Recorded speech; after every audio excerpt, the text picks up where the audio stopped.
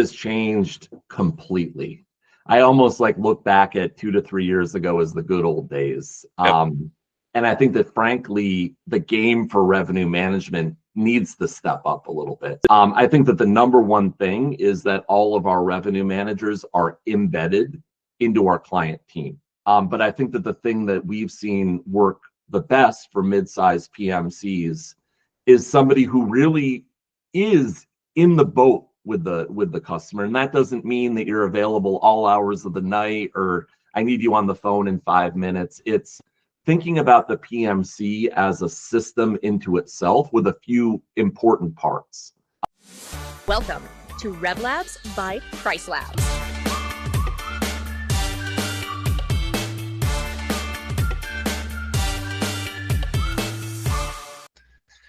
Hello, everybody.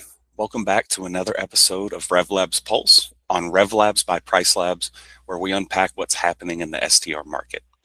I'm your host, Kyle, and today I'm joined by Adrian Albus, the CEO and head of analytics at SmartRev Management, but he's also a venture builder and a fractional executive who's helped transform Airbnb post-COVID.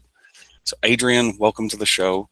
If you don't mind, I've given a little bit of an introduction, but why don't you expand on it a little bit? Awesome, Kyle. I'm really excited to be here with you today. My name is Adrian Albus, founder, CEO of SmartRev Management. We're really kind of the leading revenue management provider for mid-sized property management companies. We really kind of focus in kind of between 50 and 150 units. I think one of the reasons why I'm really excited to be here today is that there's a lot of change happening within STR, and I think that I've really had kind of a front row seat in kind of two capacities. One in my current role, working across the country with PMCs. If you hop over to smartrevmanagement.com, we just launched a new white paper, kind of digging deep into the kind of the four big things that have changed in the industry lately. And I'll just kind of talk about them real quick. And Kyle, happy to go into any detail. Yeah, absolutely. The first is really around the supply expansion. If you go back 5 years ago, guests had to book early because there just was not a lot of supply on the market during peak times. One of the things I worked on at Airbnb was on the supply team.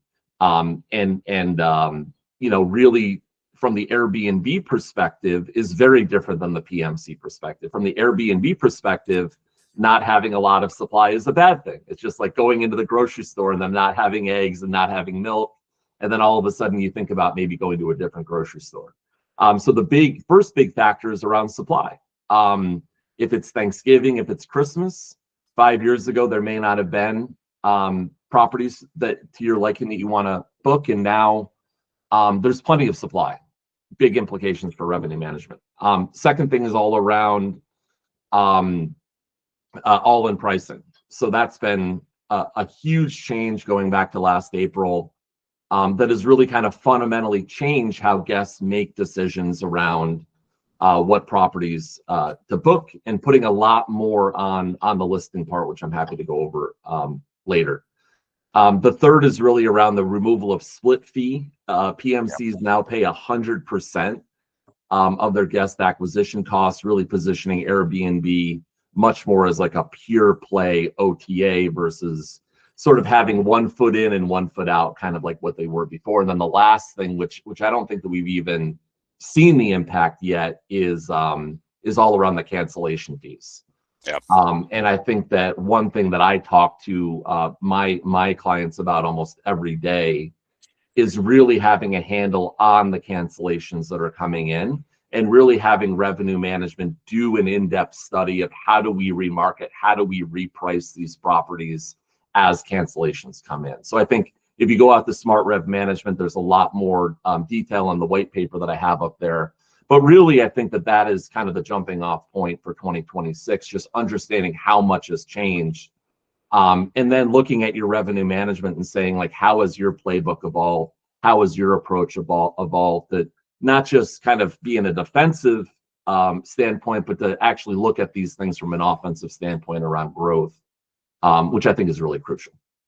And I love the points that you're talking about. And if you don't mind, I'm going to kind of deviate from where I was going to go. And I want us to focus in on that cancellation policy that you were talking about. I've done a lot of these RevLabs. We talk about, needing strict versus needing, what's the word I'm looking for? Why can I never remember flexible? I can never remember the word flexible because I'd never tell people to do flexible unless you're in low season. But we don't ever really talk about what happens once somebody cancels and maybe you've passed the booking window. What are some of those things that you're doing to help remarket a property that's been canceled? And how has that changed this year versus what you may have been doing in the past? Oh, it has changed completely. I almost look back at 2 to 3 years ago as the good old days. Yep. And I think that frankly, the game for revenue management needs to step up a little bit. So I can kind of go into a little bit about how we work with our clients on this. I think that the number one thing is that all of our revenue managers are embedded into our client team. There's a lot of different models out there. A lot of models can work. But I think that the thing that we've seen work the best for mid-sized PMCs is somebody who really is in the boat with the customer. And that doesn't mean that you're available all hours of the night or I need you on the phone in 5 minutes. It's thinking about the PMC as a system into itself with a few important parts. Number one is the owner, they are the captain, they're the one steering the ship. And then you have kind of guest operations and owner operations so it's kind of like a triangle with revenue management on the bottom, making it a diamond. And I think that the big thing that we do from a reporting standpoint in our weekly meetings is going through all of the cancellations that have happened in the last 7 days. Our approach to revenue management is, I think, a little bit different in that we have a very, very focused approach on comp sets and cohorts that each of our revenue managers by hand zoom in and say, if I'm a guest, these are the 5 or 6 properties that I would be looking at that kind of compete with your properties. So within our weekly meetings with our cancellation report, we go through and then we make recommendations based on not what we wish happened.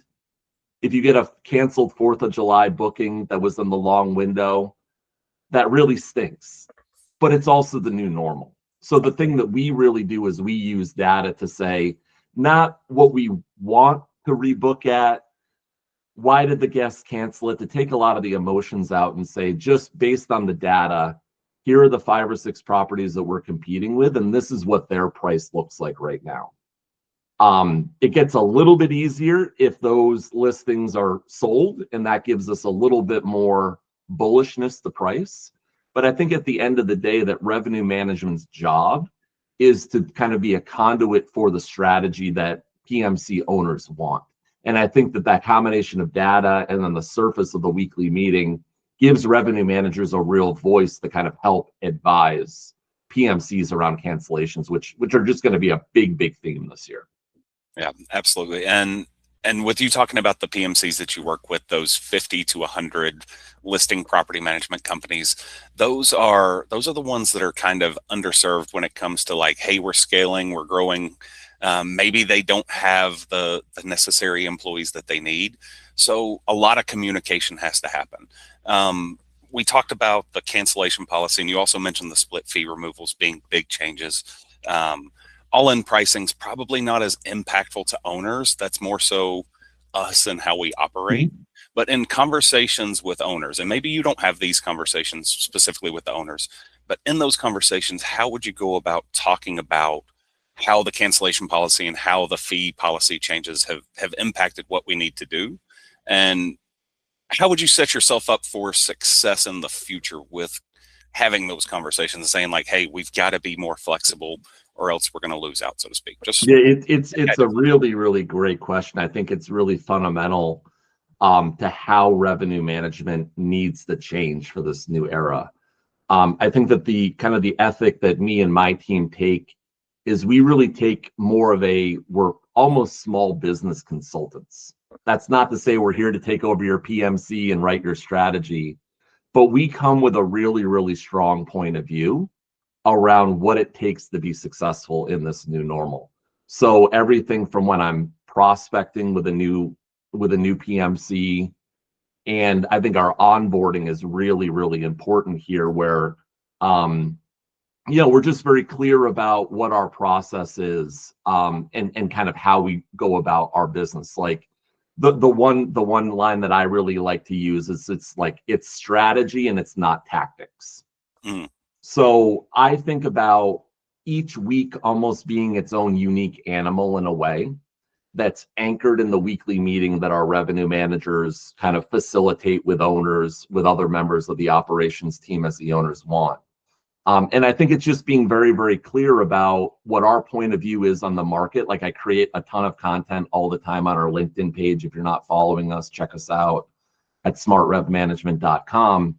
And I think that the big thing that we find with our clients that are the most successful is people kind of come to us for the unique way that we do our business. Like, we're SmartRev Management, but the SMART is actually an acronym that I think really kind of gives our prospects and our onboarded clients a really good idea about who we are and kind of who other clients are. I'll just kind of go through it real quick. So if you just kind of think about SMART, the S is sustainable. You don't want to be swapping out your revenue manager every couple months. I really look at revenue management as being like the best damn bookkeeper you've ever had, that cleaner that has been with you since day one, that has your back. So in order for us to, I think, really have a huge impact, it needs to be sustainable. It needs to be sustainable from a results standpoint, but also from a cost standpoint. If your revenue management is still charging you % of revenue, maybe look around. You don't need to look around to us, but I think that it needs to be sustainable. And as you grow, you need to keep more of what you bring in. The M is for multi-model. A big thing that I learned when I was at Airbnb is just the huge opportunities that are out there outside of traditional VRM. That's looking at other markets that may or may not be in your geography and trying to think creatively about investment theses around, like, how do we grow? And then the other one is just around, like, what is the ownership model? I would say that half of our customers right now are arbitrage. And I think that I've learned a lot about traditional VRM and how traditional VRM needs to change with working with arbitrage clients who, the buck stops with them. If they don't make money, they won't be able to pay their lease for the next month. The A is applied. That just means being really, really hands-on. That kind of speaks to being embedded in teams, to being available, and to work really seamlessly, not only with members of your internal team, but also with owners. Like, we love talking to owners. I think that we can help PMC owners out quite a bit, talking to property owners with things like min rates and off-peak, and kind of encouraging them to kind of embrace this new normal of how do we chase occupancy and off-peak to kind of keep us floating going into peak. The R is for reliable reporting. We have an awesome reporting suite that we call Rev Center that brings together data from PMC or from your PMS. I happen to think that PMS is the best source for revenue data out there. And then layering in that amazing kind of revenue KPI view from PriceLabs, and kind of giving that single view for our revenue managers to drive strategic conversations during our weekly meetings. And then the T is trust.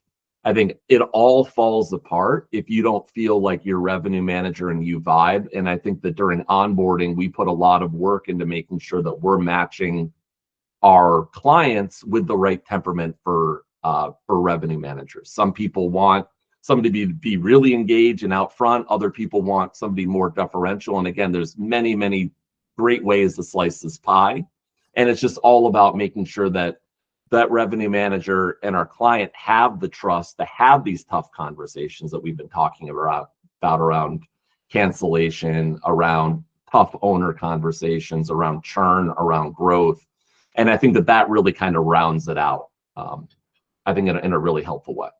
Absolutely. And that's, thank you for the clarification on the name. That makes so much more sense. As I was kind of thinking of it before you said it, I was like, I wonder what this is going to be for. But yeah, all of that makes a ton of sense. And what it really told me is, specifically starting with sustainable, is like, when you start growing and you start scaling, you have to make sure that things are able to be replicated and that you're able to get some time back. So what's some of the feedback that you're getting from property management companies as they're growing and they reach out to you and they say, hey, I need some revenue management help? What are some of the pain points that you're hearing from them? Yeah, I think there's a lot of fear out there. And I don't even say fear in a negative way. Like, I completely understand the position that many of our, particularly our new clients, are in. Many of whom have been managing revenue in-house successfully for years. And each of the four things that I mentioned a second ago that are in our white paper, it's not like each of them was one big bang. It's not like this thing happened and it fundamentally changed. It's just been the last few years, just little bit by little bit by little bit, has kind of left us in this position where oftentimes our new clients are coming to us running a playbook that worked very well 2 years ago and is no longer working right now. So I think that that's really a really, really important part for, I think, any PMC that's kind of shopping around thinking about, should I make any changes with revenue management, is to kind of look internally and first and to say, what changes have we made? What can we do within the resources that we have? And what does that mean for the partner that we want? I think that some of our most successful clients have, I think, over time, with the trust that we've built, let go a little bit from revenue management, making it not something that they think about every day, but maybe every couple days, maybe in a perfect world every week, that they get to step into a meeting like they're at, a big Fortune 500 company, and the materials are sent beforehand.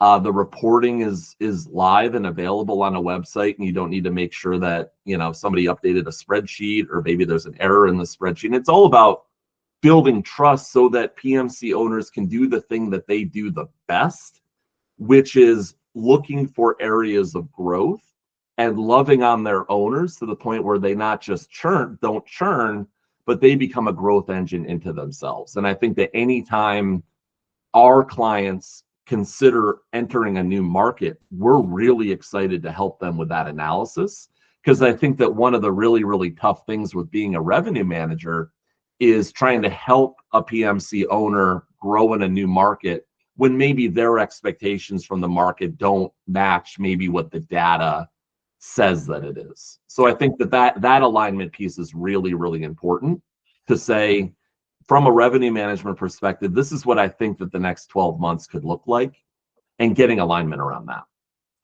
Now, you've got great experience with building out processes, and I don't want to take away from what you do revenue management wise with SmartRev, but I do want to focus a little bit on some of the lessons that you learned working with Airbnb and helping to scale automation and helping them with execution as well. So if you don't mind, I'm going to open up the floor for you, but why don't you tell us a little bit about what your experience was at Airbnb, some of those programs that you helped with, and kind of how those are helping you with your day-to-day now with SmartRev. Oh, for sure. I had a really, really great experience at Airbnb.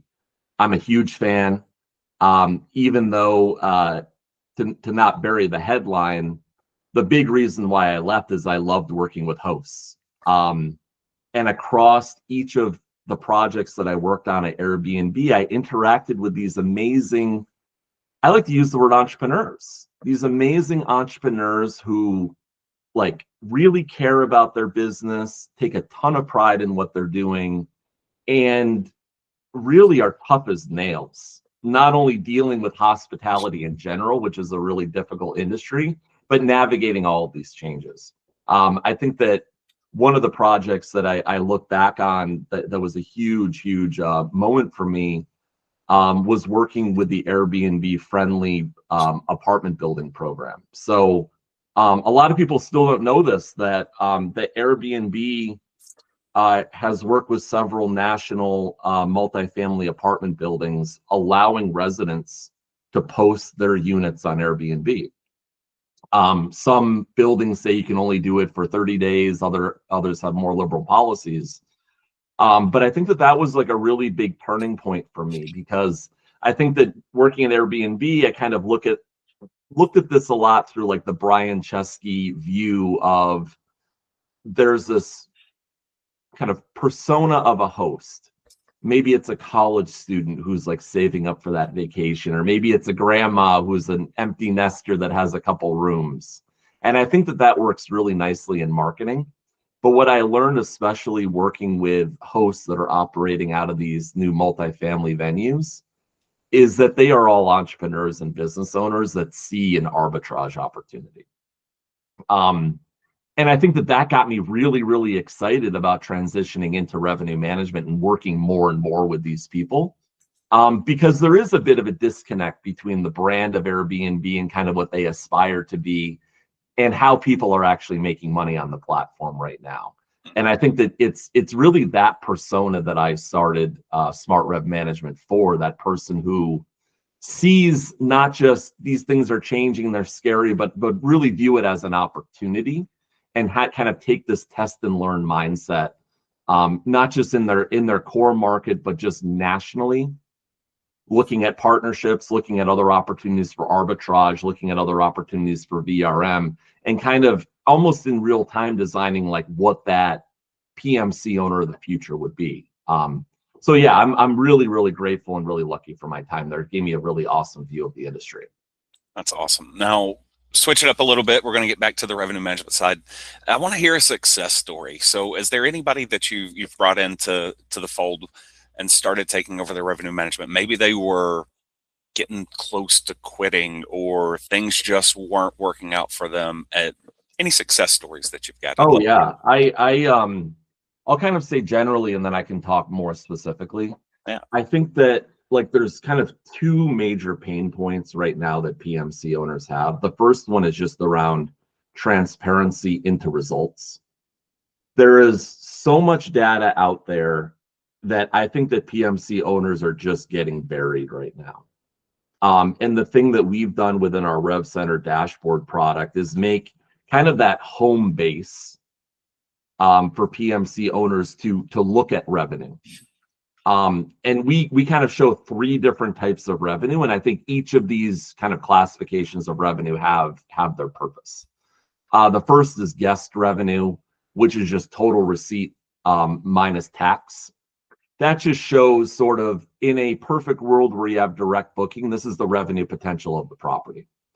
The second one that we look at is payout revenue, which is just guest revenue minus OTA fees. And then that gives you a little bit better idea about, particularly as split fee goes away, just how much you are paying for each reservation to acquire that. Really interesting things around direct booking, good conversations that can come out of that. And then the third one is PMC revenue, which is, I think, really the most important thing, which is payout revenue minus direct property costs. So if you're giving 20% to a property owner, it nets that out. If you're doing arbitrage, it takes out that monthly rent. So I think like the big thing that we really start out with our new clients is getting them on the same page about what is actually happening within their business in each of these three things, and kind of using that to train kind of week over week conversations. I think because of that fear, sometimes people are just drowning in data and it doesn't really feel very actionable. So I think that is like the big thing. The second thing, the A in SMART is for applied, which is like a bit of a wonky term, but really what we're getting at is like, we are in the boat helping you row in the direction that you want to go in. Yep. And I think that there's a lot of well-meaning people in the industry that are maybe talking at like a 20,000 foot level. And believe me, I like that too. Like, look at my background. I can be a little wonky too. But I think that the thing that is really, really crucial for PMC owners to feel is that when they are in trouble, when they need something, that you have their back. And I love talking about cleaners. I love talking about bookkeepers, because those are the two kind of incumbent outsourced roles that have been playing this role for a long time. Yep. And I think that it's just crucial whether you're shopping around for a property or for a revenue manager, if you're thinking about getting into revenue management, is to really think about this as, I am here to help a small business be successful. and how can I demonstrate that when they really need me? That was fantastic, Adrian. My next question for you is going to be, let's say you're chatting with somebody that is, maybe they decide that they're not going to go with your program, but they want some advice on building out systems themselves. So what advice would you give to somebody? And I know this is kind of unsolicited, and we would love for you to get paid for this advice as well, but what advice would you give to somebody to how they should build out a scalable growth machine? So how could they get their revenue management in line? What other things should they be looking at to make sure that they're able to scale from 25 to 50 to 100 to 250 properties? Yeah, it's a great question. The thing that I say time and time again is, what is your growth plan? And there's 20 different growth plans that could be successful. I think it's just like going to the mall and like looking for like a new shirt or whatever. Like it's not about buying a shirt. It's about finding the one that like really resonates with you and the thing that you get excited about. Yeah, boom, right there, looking sharp. And I think that this is oftentimes a very, very hard thing for PMC owners to do, because the day-to-day is so intense and so fast-paced, and I feel like the ground is moving underneath me. How can I think about 6 months? How can I think about growth when, owner X is calling me about January results not being great, and they don't understand how in Colorado it didn't snow this year, and now you're telling me you want me to think strategically about finding other markets nationally and virtually going into them and building new businesses, and it is really overwhelming. But I think the thing that PMC owners really, really need to understand, I think if there's one takeaway, it's this one, is in 2026, if you're not growing your portfolio, you're not staying in neutral. Like, neutral doesn't exist anymore. Either you're growing into what your natural advantages are, or you're in more of a defensive standpoint and losing ground. And I think that one thing that I'm probably the most proud about in working with our clients is that we really give our clients that confidence to say, I can let go of some of the day-to-day revenue things. These guys have it. They're very transparent. I've been working with them just a couple months, but I kind of trust them.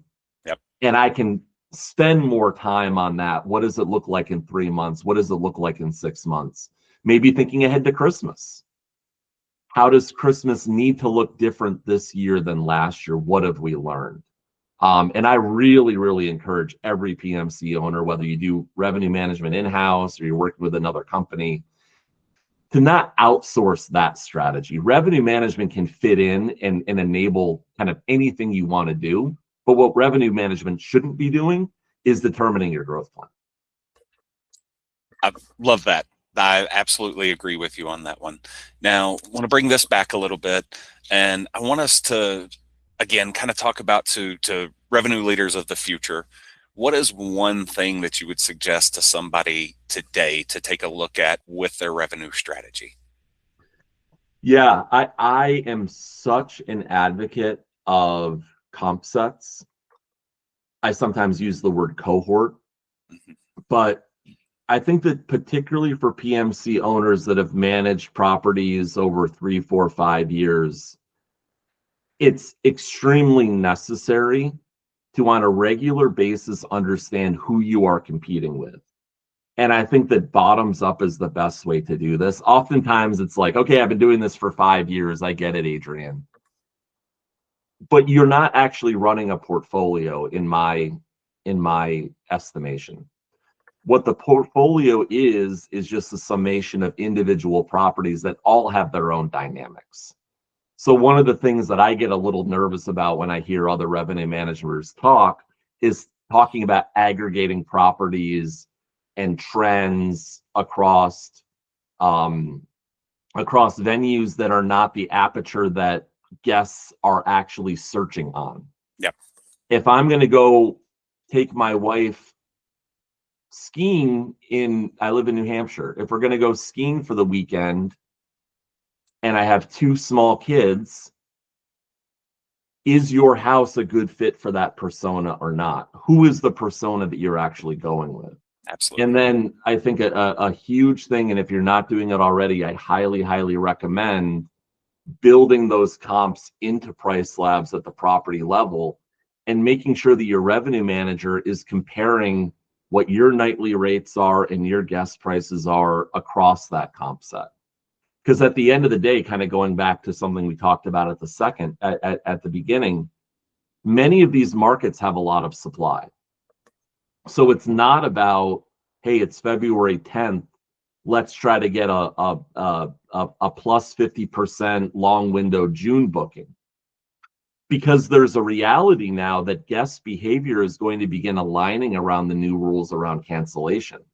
And maybe getting plus 50% on a June reservation isn't the best strategy, given that it can be canceled and you're kind of left with your pants down, so to speak, having to remarket it. So I think that all of these things kind of build over week conversations that I think allow PMC owners to understand there's this new normal is not something that's scary. It just requires you to kind of upgrade in a way, the way that you're doing revenue management, the way that you're thinking about growth. I love it. Well, with that, Adrian, we're gonna call it wraps for today. This has been, in all honesty, one of my favorite episodes. I can't wait for the audience to hear this one. If anybody wants to reach out to you, Adrian, they want to get in touch with you either for your services or to pick your brain, where can they reach out to you at? Yeah, absolutely. I've really enjoyed this time. I'm a huge fan of PriceLabs and your content. Yeah, I would love for anybody to reach out. Like, if you guys haven't been able to tell from this conversation, I love talking about revenue management. I love talking about STR. Look me up on LinkedIn, Adrian Albus, ALBUS. SmartRevManagement.com is our website. Yeah, and would love to reach out. Would love any feedback that anybody has on this conversation. If you or a loved one is looking for revenue management, I love to have those conversations too. If you have questions about PriceLabs, we have a huge playbook around implementing strategy in PriceLabs that I love talking about. And just stay tuned to PriceLabs. I love all the innovation. I love the listing optimizer and the new products that are coming out. So big thank you to Kyle and team for all the work that you do. And we appreciate that. And Adrian and SmartRev Management are a part of our RM Partners program. So if you have any interest in getting revenue management services, feel free to reach out to them. 100% support them and look at Adrian as one of the experts in our field. So thank you so much. And to our listeners, please hit that subscribe button. You can subscribe to RevLabs by PriceLabs anywhere where you're listening to this. You can always watch the videos as well on YouTube if you want to see our faces as we talk about it and see my kind of cool shirt that most of the audience is probably going to look at and be like, wow, you look goofy, Kyle. But anyways, thank you all so much. On behalf of Adrian and behalf of my team here at PriceLabs, I'm Kyle. We'll see you next time. Take care. Thank you, Kyle. Yeah.